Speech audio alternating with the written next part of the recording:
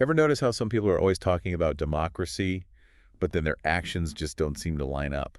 Yeah, it's pretty common actually. Yeah, it is. Someone actually shared some thoughts on this with us that were pretty interesting. Oh, cool. Yeah. So let's do a deep dive into this and see what's going on here. Okay, sounds good.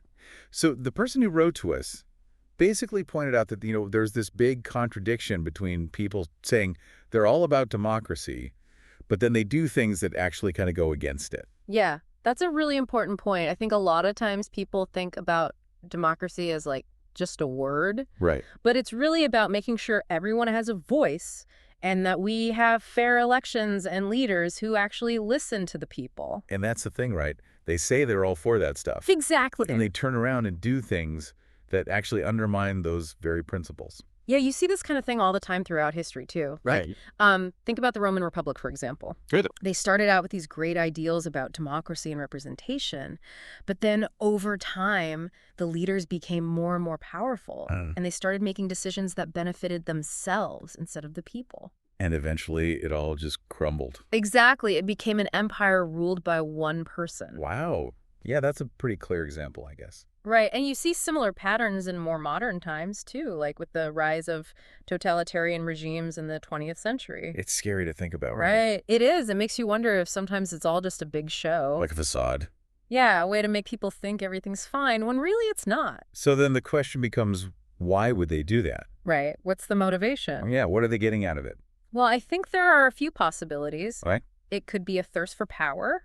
Some people just crave control. Right. Or maybe it's fear. Fear of what? Fear of losing their position or their influence.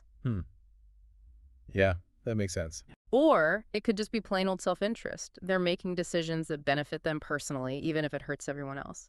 Okay, so how do we figure out what's really going on? Well, we have to look beyond the words and pay attention to the actions. So it's about being critical thinkers. Exactly. We need to ask questions like, who is benefiting from these policies? And whose voices are being silenced. Right. And are these actions strengthening democracy or weakening it? And I guess we have to hold leaders accountable too, right? Absolutely. We can't just let them get away with saying one thing and doing another. So it's about being informed and engaged. Yeah, and it's also about looking at ourselves, too. What do you mean? Well, are we really living up to the values of democracy in our own lives?